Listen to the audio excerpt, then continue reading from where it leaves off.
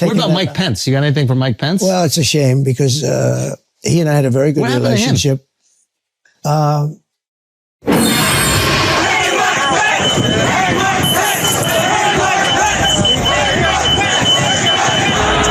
Hanging out somewhere. He couldn't cross the line of doing what was right, in my opinion. Oh, that's gotta hurt! I mean, at this point, these ads basically write themselves. Job. The federal government, on the other hand, has not done what you're supposed to be doing. In particular, with respect to North Carolina, they've let those people suffer unjustly. I worked in the Trump administration. Never in a million years did I ever think that I'd be working in the White House with a president that didn't care about the American people. He would suggest not giving disaster relief to states that hadn't voted for him. I remember one time after a wildfire in California, he wouldn't send relief because it was a Democratic state.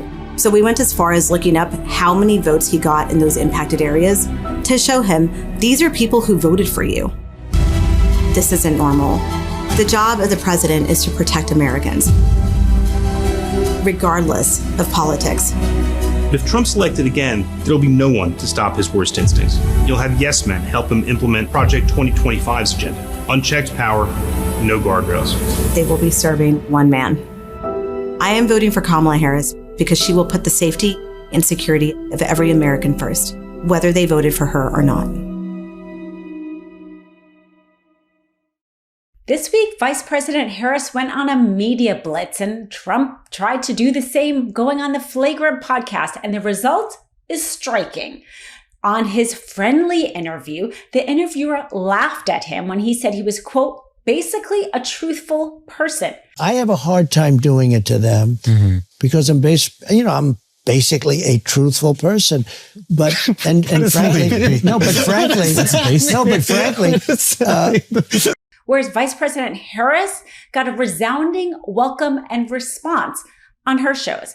And she was strategic. She went on different shows to reach different audiences where they are at. She went on The View to reach suburban women. She went on Howard Stern to reach men. She went on Call Me Daddy to reach young women. And she went on the Stephen Colbert Show for everyone who likes to laugh. I mean, the fact is the Call Me Daddy podcast, which is a huge podcast, had as its last big interview somebody from Love Island. She was willing to go and talk to people where they receive content. And she introduced herself. She talked about on Howard Stern what cereal she eats. She introduced the fact that she plans on expanding Medicare for people, seniors who need home health care in their homes. Very important policy. She introduced that policy. She talked about reproductive freedom on Call Me Daddy. She talked about and laughed at things on Stephen Colbert. America got a chance to yet again get to know her. And we know from the polls that the more Americans get to know her, the more they like her. The difference in the polls from July, when before she was the nominee and afterwards, is striking. So she is doing great by going out there and getting people to get to know her more. Trump was sending COVID tests to Putin, and Putin said, don't let anyone know. I mean, what is going on? What do you make of that? So I actually said it even in the debate. I believe that Donald Trump has this desire to be a dictator. He admires strong men, and he gets played by them because he thinks that they're his friends. Yeah. And they are manipulating him full time and manipulating him by flattery. Yeah. And with favor. And so in the midst, to your point, as reported by Bob Woodward, in the height of the pandemic, and remember, and your listeners will remember, people were dying by the hundreds. Yeah. Everybody was scrambling to get these kits, the tests, the COVID test kits. Couldn't get them. Right. Couldn't get them anywhere. Right. And this guy who is president of the United States is sending them to Russia, to a murderous dictator for his personal use. Whereas Trump has very little people he can do that with. This interviewer he thought was friendly laughed at him. Dwight Eisenhower was sort of a moderate, General Eisenhower. Did you know that they had 8% generals, president of the United States, 8% were generals, 92% were politicians, and then you had Trump.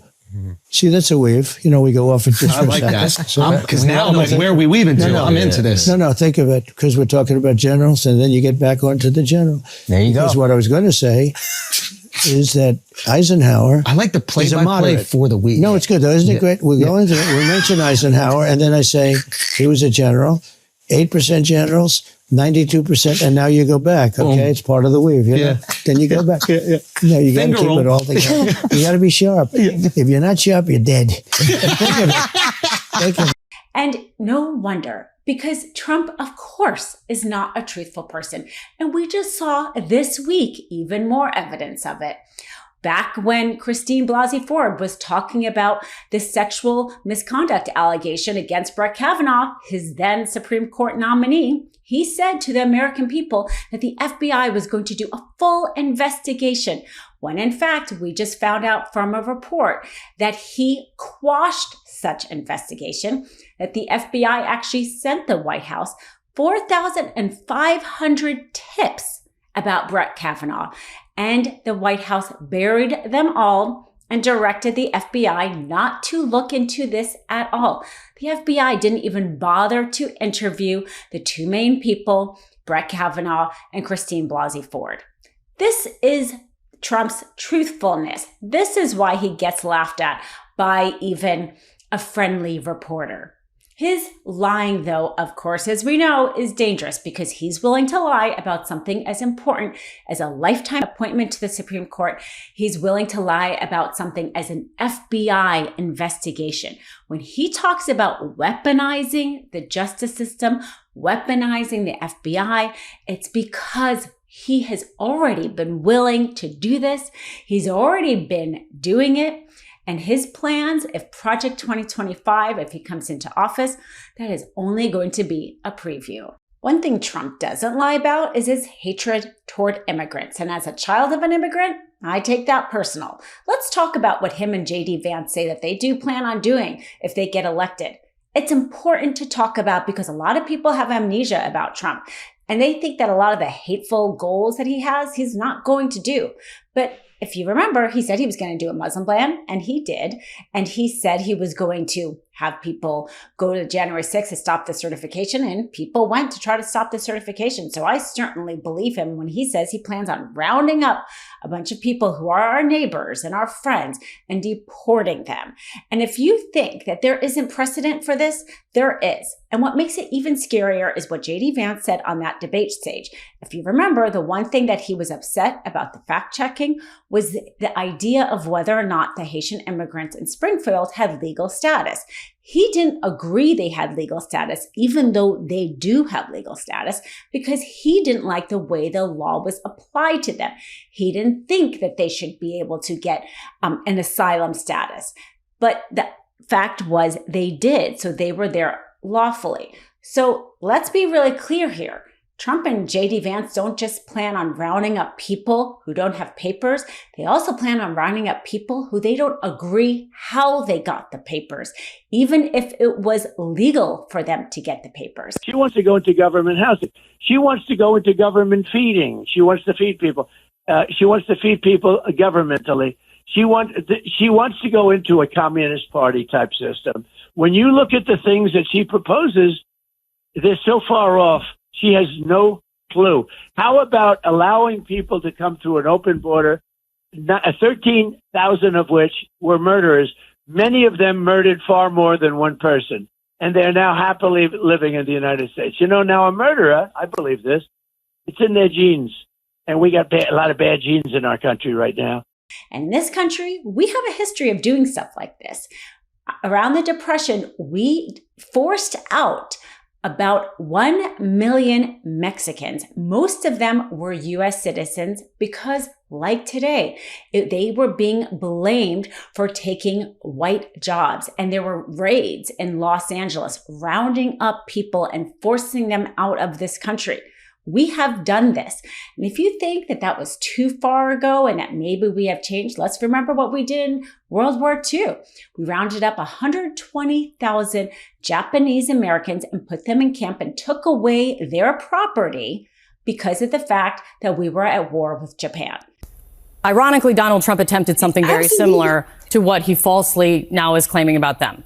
In 2019, Trump used let me finish. Trump used money from FEMA's disaster fund for migrant programs at the southern border. He told Congress that he was intending at the time in 2019 to shift $271 million from DHS, including $155 million from FEMA's disaster relief fund, to pay for detaining and transporting undocumented immigrants.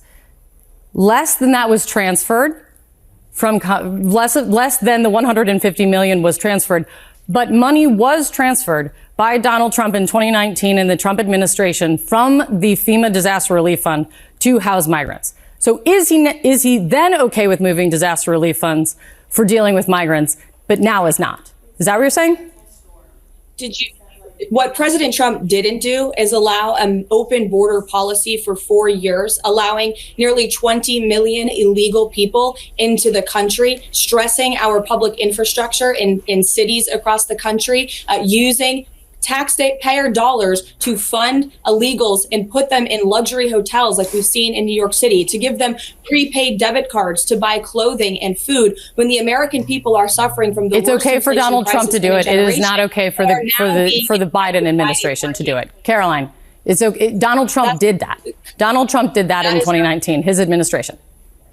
So we have precedent for this. And if you think that Trump and JD Vance hateful rhetoric is just rhetoric and you think that your vote doesn't matter, that's the one thing that I do believe Trump about, is his hatred and what he is willing to do with people who are not white, who immigrated to this country. They may have done it through a certain little trick, but they are illegal immigrants as far as I'm concerned. They're destroying the town. They're destroying the whole. They'll end up destroying the state.